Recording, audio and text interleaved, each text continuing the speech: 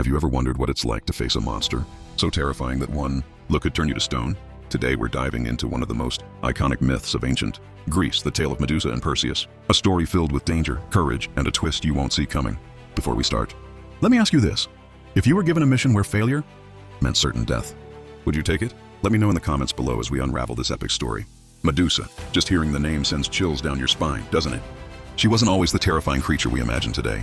In fact, Medusa was once a beautiful maiden, so radiant that even the gods noticed her. But as with many tales involving the gods, her beauty became her curse. Legend has it that Medusa caught the eye of Poseidon, the god of the sea. Their encounter angered Athena, who cursed Medusa, transforming her into a Gorgon, a monstrous creature with snakes for hair and a gaze that turned anyone who met her eyes to stone.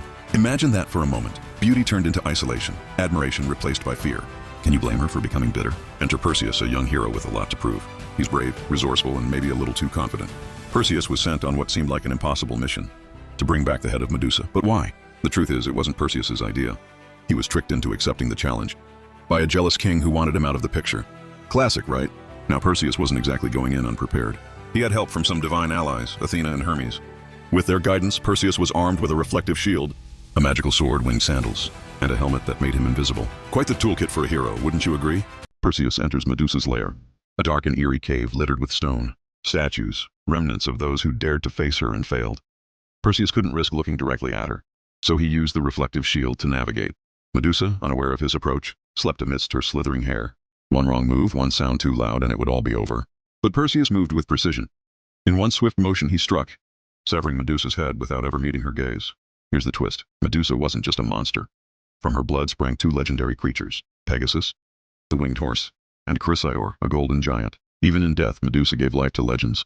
Perseus returned victorious, using Medusa's head as a weapon to defeat his enemies, including the tyrannical king who sent him on the quest. But the story doesn't end there. Medusa's head was eventually given to Athena, who placed it on her shield as a symbol of protection. Now here's where I turn it back to you. Medusa's story isn't just about a monster and a hero. It's about transformation, power, and how even legends have layers. What do you think? Was Medusa truly the villain, or was she a victim of the gods' cruelty? Let me know in the comments.